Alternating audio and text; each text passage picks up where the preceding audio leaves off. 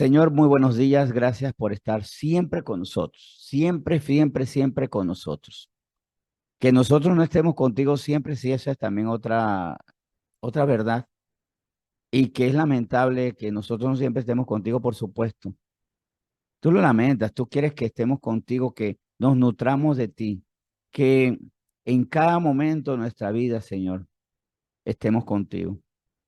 Hay un pasaje que da para estudiarlo mucho más, pero que me llama mucho la atención. Incluso en el libro Apocalipsis, ya para la eternidad, tendremos el árbol de la vida, que en todos los días de la eternidad estará allá para que nos alimentemos. O sea que incluso en la perfección no nos apartaremos de ti. De hecho, eso será la perfección, que todos los días nos alimentaremos de ti. Todos los días nos gozaremos en ti.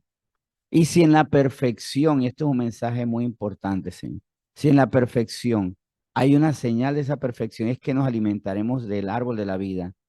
De ti tendremos parte todo el tiempo y por eso habrá perfección. Y ya no habrá ni lágrimas, ni sufrimientos, ni enfermedades, sino solamente gozo en ti.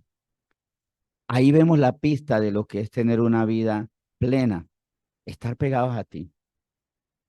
Que sí, estamos viendo un mundo donde todavía hay violencia, hay enfermedad, hay injusticia, hay cosas que molestan, hay cosas que duelen, pero en contraposición con toda esa imperfección está tu perfección, Señor, con la que tú nos quieres cubrir, con la que nos quieres también proteger, dándonos pensamientos perfectos. ¿Y cuáles son los pensamientos perfectos? Los pensamientos que te obedecen a ti. Como el corazón perfecto no es porque sea perfecto en todos los pensamientos, sino porque te obedece, porque te cree, porque sigue al perfecto que eres tú, Señor. Hoy estamos delante de ti con gran necesidad y la gran necesidad que tenemos primordial y que no debemos olvidar jamás, Señor, es depender de ti, buscando de ti siempre y encontrando, porque tú nos afirmas eso, que si buscamos y te buscamos, por supuesto, te hallaremos, que tú eres el buen pastor, que está con nosotros en los valles de sombra y muerte, que andas con nosotros en los caminos maravillosos que nos pones en tu senda de justicia. Y que con esto, al hablar de valles, de sendas, de prados, hablas de andar contigo y que tú nos quieres llevar a diferentes instancias en todo lugar. Nos quieres colocar para poner delante de nosotros tu presencia y para que tu gloria sea manifestada en nosotros. Por un acto de amor hacia nosotros nos pondrá en lugares esplendorosos. Por un acto de amor a los desfavorecidos, a los oscurecidos, a los que están en pecado, nos llevarás a valles de sombra y muerte, para que vean tu luz resplandeciente. Y por eso no temamos, si tú eres quien nos lleva. No es que vamos a estar en lugares indignos porque queremos, pero si es tu voluntad de estar en lugares difíciles y entendiendo que es tu voluntad y no es la voz de nuestros pecados, porque cuando entendemos que ya no es la voz de nuestro pecado cuando no lo obedecemos, cuando discernimos que es por los deseos de la carne que queremos estar en ciertos lugares, pero cuando ya no es eso lo que nos gobierna, es más, cuando incluso a veces decimos, si es por mí no fuera ese sitio, pero tú nos llevas, entonces confiamos que ahí es para que seamos luz resplandeciente por tu luz y no por la nuestra. Señor, bendícenos, dándonos ese discernimiento, queriendo lo puro, amando lo puro, y cuando estamos en la impureza del entorno, que amemos con más pasión tu pureza, que cuando estamos en medio de la violencia del medio ambiente, de esta sociedad, nos regocijemos en tu paz, que no nos dejemos contaminar por la violencia de otros, por las maledicencias de otros, por las intrigas, mentiras, ofensas de otros, y que más bien paguemos con bien al mal de los demás, y que no nos cansemos de hacer el bien, que no desmayemos y en el momento que tú indicas, segaremos, recogeremos, cosecharemos del Espíritu para ser alimentados en el Espíritu, Señor, para que así prospere nuestra alma y con esa prosperidad de alma, que es prosperidad, que da la riqueza de tus pensamientos, tus sentimientos, tu voluntad en nosotros. Veamos el resultado de prosperar en todas las cosas. Claro, nuestra prosperidad ya no está en los tesoros en la tierra y por eso hasta vamos a ver la prosperidad más allá de lo que dice el mundo. Gracias, Señor, por esto que tú nos has mostrado hoy. Sigue mostrándonos, sigue llevándonos a entender. Y sigue, por supuesto, poniendo el querer como el hacer por tu buena voluntad, para que nos gocemos en eso, en hacer tu voluntad. Bendita esta mañana donde tú estás hoy con nosotros y nos das acceso, por supuesto, a que nosotros estemos contigo, a que te hablemos, pero también entendamos, escuchemos, comprendamos y renovemos nuestra mente, todo conforme a tu buena voluntad, agradable, perfecta. Señor, gracias por esta mañana y bendícenos con la instrucción que tienes para nosotros hoy. En nombre de Jesús, bendito eres tú y bendita toda persona que te oye, que retiene y hace tu voluntad. Te bendecimos en nombre de Jesús. Amén. Amén, muy buenos días. Y gracias por estar aquí. Gracias por compartir de este ciclo que hemos basado en Mateo 13, la parábola del sembrador, con esta tercera temática, pues con este tercer tema. Hoy vamos a hablar dentro de lo que es el sembrador, que es, al final de cuentas, la analogía del que habla, del que anuncia, y la tierra que es quien escucha. Dentro de esta analogía, nosotros somos la tierra que escucha. Y vamos a ver cómo estamos escuchando, cómo estamos oyendo. Por eso el título de hoy es Oír y creer, pero no dejar de codiciar lo del mundo. Sí, puede ser que yo oigo y creo, pero hay algo terrible, que todavía estoy codiciando cosas del mundo y eso tiene efectos negativos en mi vida. Vamos a ver cómo Jesús lo planteaba.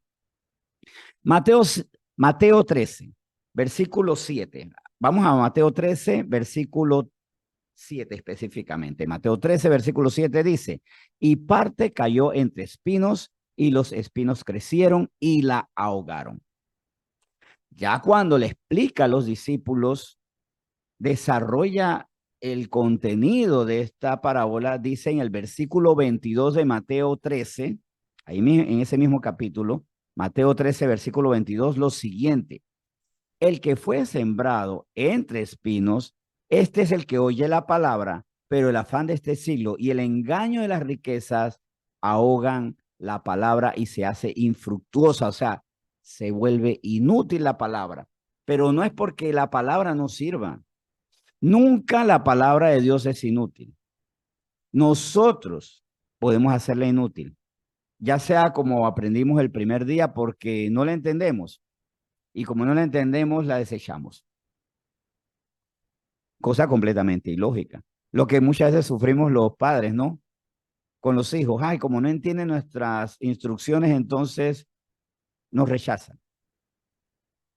Si así lo lamentamos, ¿cómo no lo va a lamentar el padre cuando entendemos su palabra? El segundo día, recuerden que es que sí la creo, pero las preocupaciones me la borran. Hoy vamos a ver que ya no son las preocupaciones ni los problemas, sino son los deleites y el anhelar esos deleites, el afanarnos por las cosas de este siglo y dejarnos engañar, porque las riquezas nos dan perspectivas falsas. Las riquezas son engañosas. Nos dicen que por las riquezas materiales somos más inteligentes, maravillosos, esplendorosos, hasta guapos. Hay gente que se considera hasta más linda porque tienen dinero. O sea, tienen una visión distorsionada. Y como Dios no quiere que tengamos visión distorsionada, sino más bien veamos la verdad, vamos a Mateo capítulo 6. Ahí mismo estamos en Mateo 13. Vamos a retroceder ahora a Mateo capítulo 6. Ahí nos queda bien cerca, bien fácil de conseguir este pasaje que vamos a leer desde el 19 al 21. Nuevamente, palabras de Jesús. Mateo 6, del 19 al 21, nos dice lo siguiente.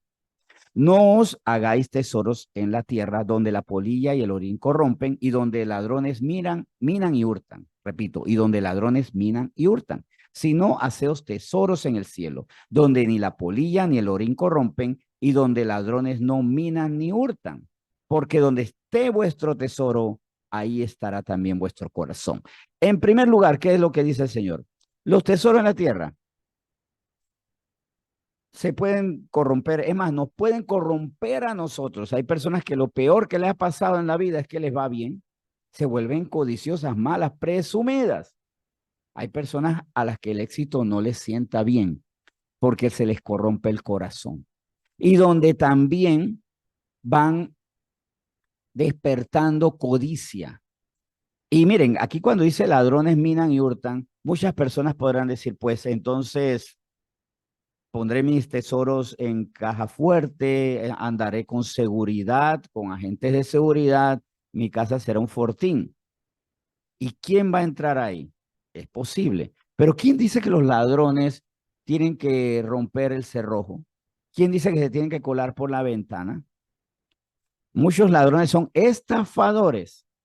Y aquí ocurre algo muy común que todos saben. ¿Cuántos famosos, por no tener cabeza, quedan manteniendo un montonón de gente, a montonones de gente, hasta que los arruinan, lo que le llamamos aquí en buen panameño los manzanillos? Los deportistas muchas veces son muy talentosos, pero no tienen visión empresarial. Son talentosos físicamente, habilidosos, pero a veces no manejan visión empresarial y son foco de muchos vividores. Vividores que primero roban los recursos. Segundo, ¿qué ejemplo? Porque mire, usted tenga vividores en su casa, ¿qué le puede enseñar esos vividores a sus hijos? ¿Qué ejemplo? ¿Qué conversaciones más empobrecedoras pueden estar allí dándose cuando en mi casa yo le doy entrada a ese tipo de personas, a mi vida?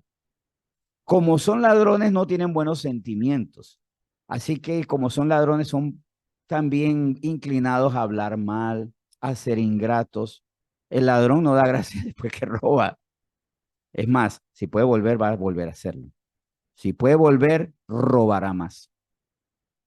Y miren las cosas que se generan, a veces por hacer solo tesoros en la tierra.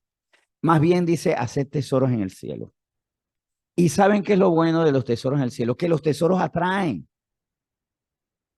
Los tesoros en la tierra atraen a ladrones, a codiciosos, a personas que dicen que le aman, pero aman más bien sus recursos. Los tesoros en el cielo, ¿a quién van a atraer? A los que les gustan los tesoros en el cielo. Los tesoros en el cielo, la virtud, la verdad, la misericordia. Es que hágase tesoros en el cielo y van a atraer a personas así. Va a entusiasmar y alentar a otras personas a que busquen esos tesoros en el cielo. Y que sobre todo algo que me parece muy interesante, que se nos vea la alegría, el gozo de esos tesoros en el cielo. Miren, los que tienen tesoros en la tierra los disfrutan. A veces nosotros tenemos tesoros en el cielo y no mostramos ese gozo. Porque donde está vuestro tesoro, allí también estará vuestro corazón y debe estar su alegría. Y en el versículo 32 que dice Mateo 6, no, perdón, el versículo 32, no, el versículo 34. Vamos a Mateo 6, 34, en ese mismo capítulo que estamos leyendo. Así que no os afanéis por el día de mañana, porque el día de mañana traerá su afán. Basta cada día su propio mal. No se preocupen, porque también recuerden que Jesús hablaba que aquellos que por el afán de este siglo también se distraen son los que siembran entre espinos. Son los que desperdician, los que se ahogan, los que no dan fruto. ¿Cómo dan fruto si no dan ni siquiera raíces? Los que no se enraizan en nada, los que no profundizan en nada. Así que no nos afanemos, porque es cierto, hay muchos cristianos que todavía viven demasiado afán. Es más, si hago el devocional, llego tarde al trabajo. Si voy a la reunión, tengo que cerrar la tienda, ¿será? ¿Y de dónde va a salir el recurso? Tengo un testimonio maravilloso porque le tomo la palabra a un joven que de nuestra iglesia, un joven de nuestra iglesia que le dieron cita el jueves pasado, jueves santo, le dieron cita para un trabajo. Él me dijo, y confío que es así, que él dijo, no voy a la cita porque ese día tengo ayuno. ese día voy a estar buscando al Señor. Y aplazó para esta semana su cita para ver si le dan el trabajo. Porque él que decía, yo no me puedo afanar por eso. Si es de Dios, es de Dios. Y si no es de Dios, bendito sea, esto ya lo estoy agregando yo, obviamente, como una deducción lógica. Si no es de Dios, bendito que por buscar al Señor se nos va esa oportunidad. Vivimos tan afanados. O tenemos el Dios tesoros o el Dios afán. Porque, ¿qué es mi Dios? Aquello que me gobierna y me dice, ¿cómo debes actuar? Y muchos tienen el Dios afán. Corre, muévete, no vayas a la iglesia, cierra esa Biblia, no ores, trabaja más y después trabaja más. ¿Cuál es su Dios? Vamos ahora a Proverbios 23, versículo 4. El Señor no quiere que nos afanemos, que confiemos en Él, porque saben en qué se sustenta. ¿Cuál es el evangelio? No, buenas nuevas. Por supuesto, no puede ser buenas nuevas, pero vamos a usar el término, el evangelio del afán, del Dios afán. No dependas de Dios. Dios no resuelve. Esa es las buenas nuevas, entre comillas, porque son muy malas nuevas, y más bien malas viejas, porque eso es algo viejísimo. Dios no resuelve. Ese es el fundamento doctrinal del Dios afán y del otro Dios que se hermana con él. Dios riquezas. Busca las riquezas, búscalas tú, porque Dios no resuelve. Sin embargo, Dios no quiere que nos afanemos. Y cuando Él nos da una orden es porque Él respalda. En Proverbios 23, versículo 4, nos dice algo que implícitamente habla de su respaldo. No te afanes por hacerte rico. Repito por si acaso alguien no pueda notar. Proverbios 23, 4. No te afanes por hacerte rico. Sé prudente y desiste. O sea, el afán es imprudencia. Y eso nos recuerda o nos hace meditar por qué muchas veces fuimos imprudentes en invertir en algo. ¿Por qué fuimos imprudentes en deteriorarnos por hacernos ricos? Porque nos enfermamos. Normalmente he conocido personas que dicen me dio cirrosis por alcohólico, pero un gran amigo mío se hizo adquisidor, no, adquisidor, ay, perdón, adquirió. Esas palabras que a veces uno se inventa. Adquirió cirrosis por no comer, porque prefería trabajar en lugar de comer. Y como que él no podía comer y silbar, o como dice, como él no podía caminar y silbar al mismo tiempo, parece, prefería no comer. Y adquirió una cirrosis horrible. O sea, fue imprudente. Por el afán de enriquecerse, se arruinó la salud. Entonces, ¿qué hago? Salmo 55, 22, porque yo veo a mis hijos necesitan comer. Pues les voy a decir, yo comprendo que sus hijos necesiten comer porque resulta que los míos también. Los míos comen y comen bastante y repiten y le echan salsa y le echan más azúcar al jugo, salsa a la comida, les gusta comer. Entonces, ¿qué voy a hacer? ¿Afanarme por la comida, por el jugo, por la salsa, por el azúcar, por esas cosas? ¿Me cargo por eso o más bien como dice Salmo 55, 22 lo siguiente? Salmo 55, 22. Echa sobre Jehová, repito, echa sobre Jehová tu carga y él te sustentará. No dejará para siempre caído al justo. Y aquí es donde se rebate esa idea. Ah, ok. Dice el Señor que eche mi carga sobre él y él me sustentará, pero estoy caído. Pero ¿qué dice Salmo 55, 22? No dejará para siempre caído al justo. O sea que sí podemos estar caídos en algunos momentos, sí es verdad. Podemos pasar por situaciones difíciles, sí es verdad. Porque es necesario para crecer en la fe, para saber aguardar. Muchas veces el Señor nos permite que nos caigamos porque cuando estamos arriba somos imprudentes, gastamos mal, nos enfermamos con unos supermercados que de verdad llevan a cualquiera o a la gastritis o llevan a cualquiera porque no hay comida sana ahí, llevan a cualquiera a la diabetes, llevan a cualquiera a, al sobrepeso, por ejemplo. Puede ser eso. Por cualquier razón, sí podemos estar caídos, pero dice, no dejará para siempre caído al justo. Así que cualquiera que diga, ¿cómo voy a echar mi carga sobre Dios si Él no me sustenta porque estoy caído en este momento? No, no dejará para siempre caído al justo. Y para eso, ¿qué debo hacer entonces? ¿Qué debo hacer? Dice Aquí me gustaría que leyéramos 1 Timoteo 6, versículo 9. Vamos a 1 Timoteo 6, versículo 9. Dice así, porque los que quieren enriquecerse caen en tentación y lazo. Tentación de trabajar de más, tentación de no pagar impuestos, tentación de explotar a sus obreros, tentación de meter su dinero donde no deben. Y quedan enlazados en situaciones inconvenientes.